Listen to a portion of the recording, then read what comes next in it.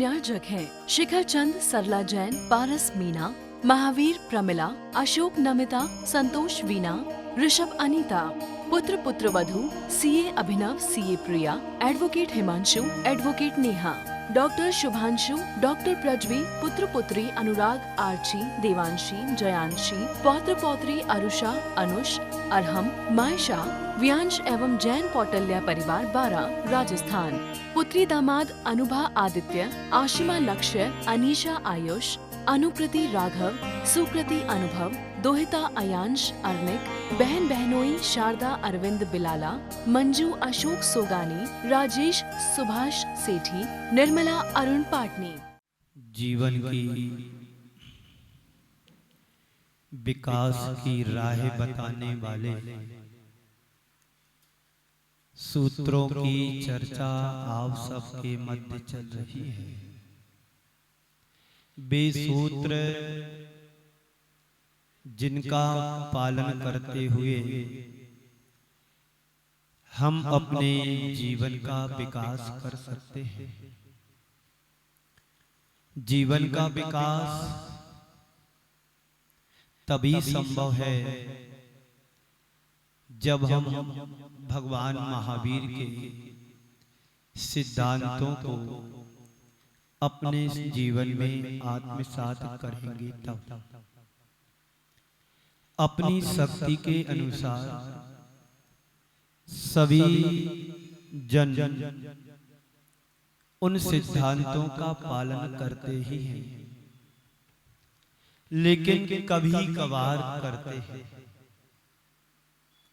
जो हिदायतें या जो आदेश या जो हमारे लिए मार्गदर्शन दिया गया है, उसको उसके अनुरूप यदि हम पालन करते हैं तो निश्चित हमारे जीवन में उसका फल अवश्य मिलता है।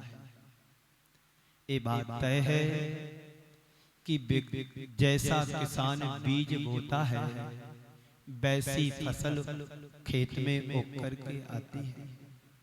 आप यदि अपने जीवन में सुख शांति समृद्धि का फल चाहते हैं तो हमें वही उत्तम बीज बोना चाहिए जो हमारे जीवन में सही फल लगे, सही फसल आए। अपेक्षाएं तो हम सभी बहुत कुछ रखते हैं, लेकिन बीजारोपण हमारा शुद्ध नहीं होने के कारण, ठीक नहीं होने के कारण हम अपने जीवन में सही फल नहीं पा पाते हैं। बात पिछले दिनों से श्रावक के 60 आवश्यकों की चल रही है। श्रावक के जीवन में क्या आवश्यक है, उनकी चर्चा आप सबके मध्य निरंतर चल रही है।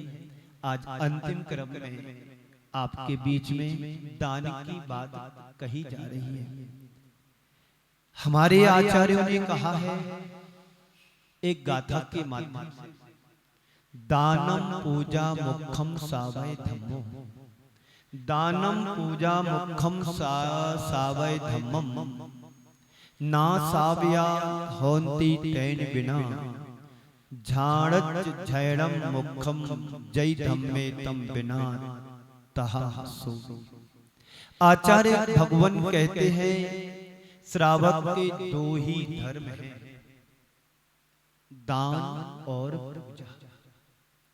दानम पूजा मुखम धम्मम, धम्मे सावय धम्मे, दान और पूजा श्रावक के 2 ही धर्म हैं। जिस घर में दान और पूजा की परंपरा चली आ रही है वही घर आदर्श घर की श्रेणी में आता है। जिस घर में दान और पूजा की परंपरा सदियों से चली आ रही है वही घर आदर्श घर की श्रेणी में आता है और वही घर आदर्श घर माना जाता है। कहा भी है गृही दानेन शोभिते, ग्रस्त की शोभा किसमें है? बोलो जी। ग्रस्त की शोभा किसमें है? जरा जोर से बोलेंगे, दान से है। गृहस्थ की शोभा दान से है। पर कब दान करते हैं? जब कोई मांगने आता है या कोई प्रेरणा देने के लिए प्रोत्साहित करता है, तब तुम्हारे मन में थोड़ा सा मन पिघलता है कि चलो थोड़ा सा दान दे दिया जाए। एक व्यक्ति बड़ा कंजूस था। एक व्यक्ति बड़ा कंजूस था। दान के नाम पर उसे बुखार आ जाता था। क्या होता था? दान के नाम पर बुखार उसको आ जाता था। एक बार एक नगर में उस व्यक्ति के घर जाने के लिए कुछ लोगों ने प्लानिंग की कि गौशाला बनवाना है और गौशाला में एक सेट तैयार करना है जिसमें लगभग 5 से 7 लाख रुपए का खर्चा है। वो व्यक्ति उसने अपने जीवन में कभी 1 रुपया भी किसी भी अच्छे कार्य में दान के रूप में नहीं दिया। लोगों ने प्लानिंग की, जैसे जीतू भाई है, प्लानिंग करते हैं तो सक्सेस होते ही है। और ऐसे ही घर में जाकर के छापा मारते हैं जहां से कभी निकला भी नहीं। सीबीआई वाले भी तो यही करते हैं ना, जो लोग जोड़ जोड़ करके कमा करके रखते हैं, उनके ही घर में जाकर के इनकम टैक्स सेल टैक्स वाले जाकर के छापा मारते हैं और सारा लूट करके फिर ले आते हैं। तो 8-10 लोगों ने प्लानिंग की कि गौशाला में एक काऊ सेट तैयार कराना है। चलो सबसे पहले उस घर में चलते हैं जिसने कभी दिया ही ना। बड़ा धनाढ्य व्यक्ति है, पैसे वाला है, अनाप शनाप पैसा है, कभी दान के क्षेत्र में एक पाई भी नहीं दिया। लोग जाते हैं, उसे मालूम पड़ता है कि लोग हमारे घर पर आ रहे हैं गौशाला वाले और दान लेने के लिए आ रहे हैं। जैसे ये सब लोग पहुंचे, दरवाजे पर पहले ही से खड़ा था, बिना कहे कहने लगा, आप लोग आए हो पर मेरे से कोई उम्मीद नहीं रखना कि मैं आपको कुछ दूं। मैंने कभी किसी को किसी भी तरह से दिया नहीं है और आप लोगों को मैं दूंगा नहीं। नहीं अंकल जी, नहीं भाई साहब, आप तो जो बने उतना दो, पर मैं आपके यहाँ से लेकर के जाऊंगा। देखो मैंने कहा है मैं 1 रुपया भी दान में नहीं दूंगा, आप यहाँ से चले जाइएगा। नहीं भाई साहब, नहीं बाबूजी, मात्र मैं आपके नाम का उपयोग करना चाहता हूँ। आपके नाम के 2,91,000 रुपए में लोग लिखता हूँ इस पर पेज पर, पेपर पर। देखो मैंने बार बार कह रहा हूँ, मेरे को गुस्सा मत दिलाओ, मैं 1 रुपया नहीं दूंगा। मुझे पता है आज आप लोग लिख करके जाओगे, कल मेरे पास वसूलने के लिए आओगे, जैसे जीतू जाता है।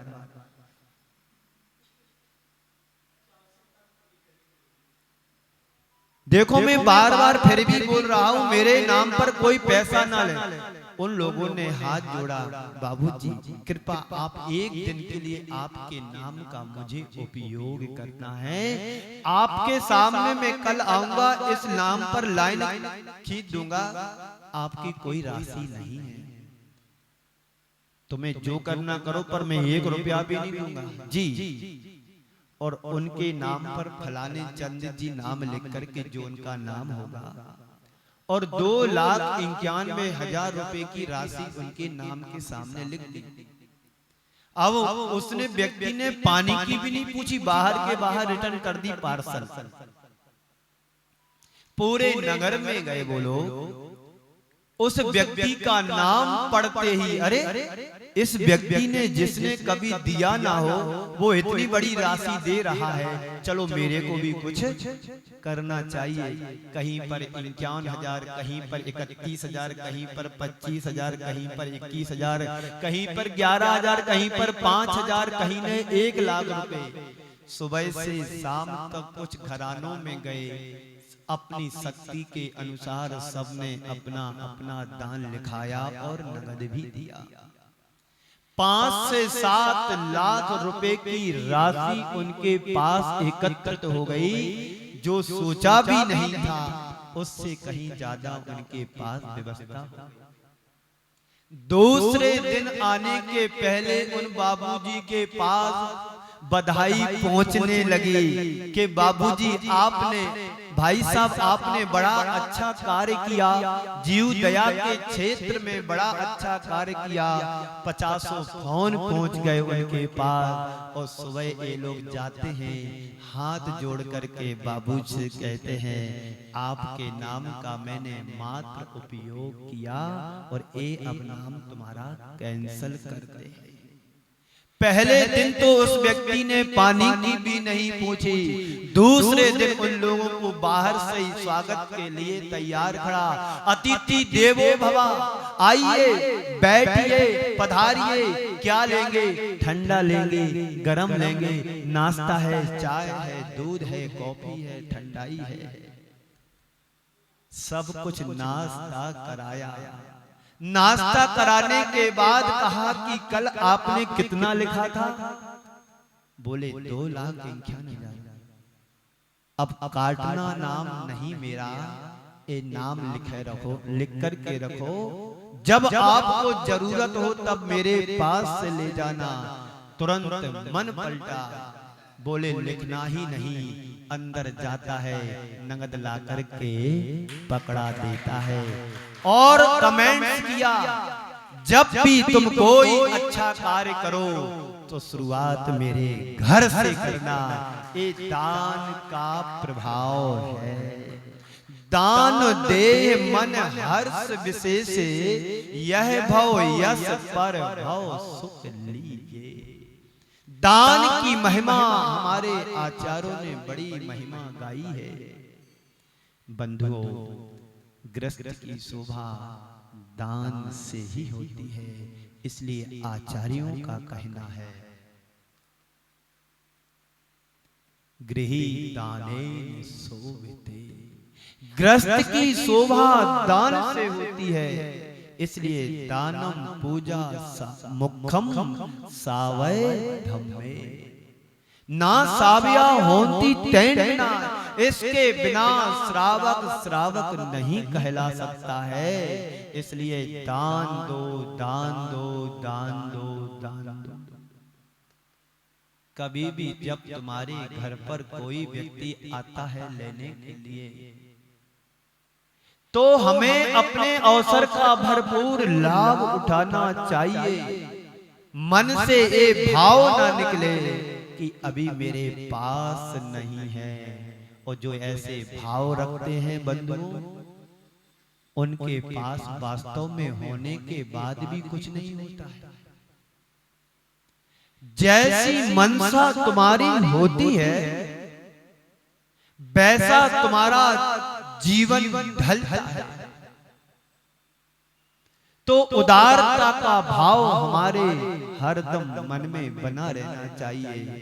तो गृहस्थ की शोभा दान से होती है। हर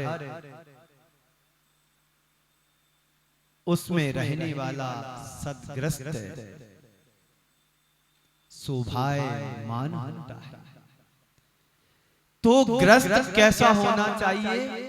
सद्गृहस्थ होना चाहिए। सद्गृहस्थ कैसा?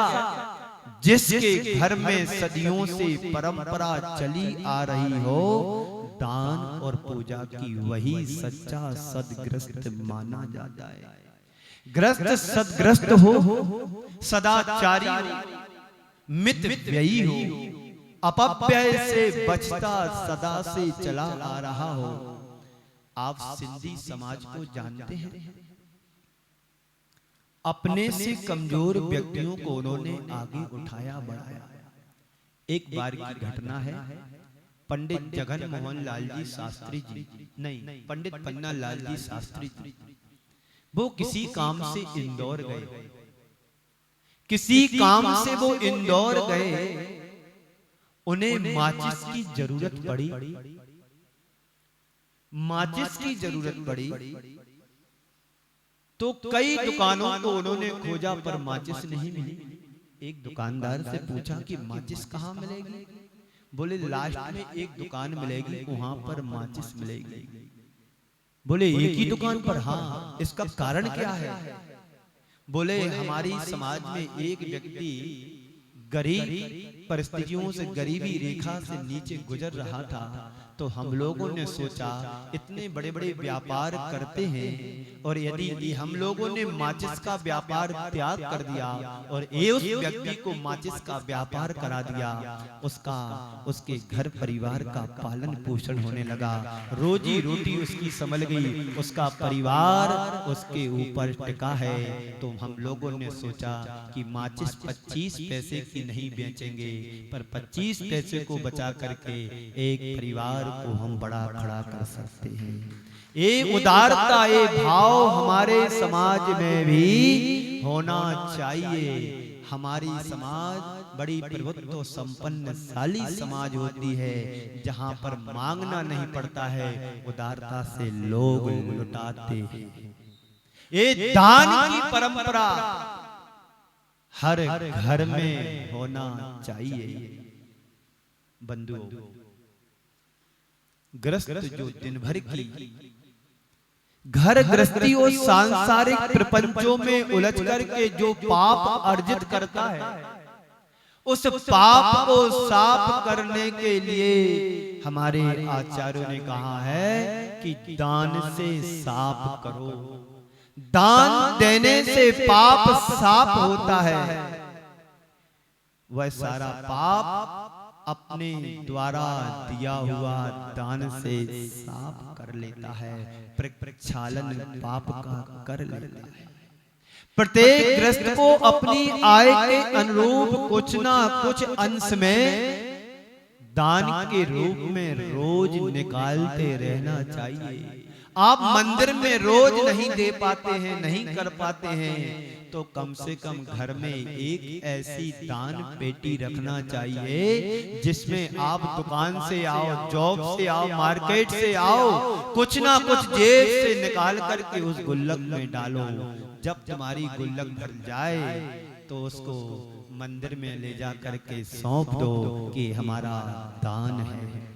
आप बुढ़ाएतन के मंच पर देखते हैं, कई बार मैंने देखा, बच्चे घर में गुल्लक रखते हैं और उस गुल्लक में साल भर में 6 महीने में जितना भी जोड़ते हैं, और प्रेरणा पाकर के, प्रभावित होकर के और जाकर के मंच पर देते कि ये बच्चे की गुल्लक है। ये दान की परंपरा कहां से आई? जब आप लोग दान देंगे तो आने वाली पीढ़ी में संस्कार मिलेंगे कि हमें भी कुछ ना कुछ अंश में दान देना चाहिए। इस कार्यक्रम के पुण्यार्चक थे शिखर चंद, सरला जैन, पारस मीना, महावीर प्रमिला, अशोक नमिता, संतोष वीना, ऋषभ अनीता, पुत्र पुत्रवधू CA Abhinav, CA Priya, advocate Himanshu, advocate Neha, doctor Shubhanshu, doctor Prajvi, पुत्र पुत्री अनुराग, आर्ची, देवांशी, जयांशी, पौत्र पौत्री अरुषा, अनुष, अरहम, मायशा, व्यांश एवं जैन कौटल्या परिवार 12, राजस्थान। पुत्री दामाद अनुभा आदित्य, आशिमा लक्ष्य, अनीशा आयुष, अनुकृति राघव, सुकृति अनुभव, दोहिता अयांश अर्निक, बहन बहनोई शारदा अरविंद बिलाला, मंजू अशोक सोगानी, राजेश सुभाष सेठी, निर्मला अरुण पाटनी।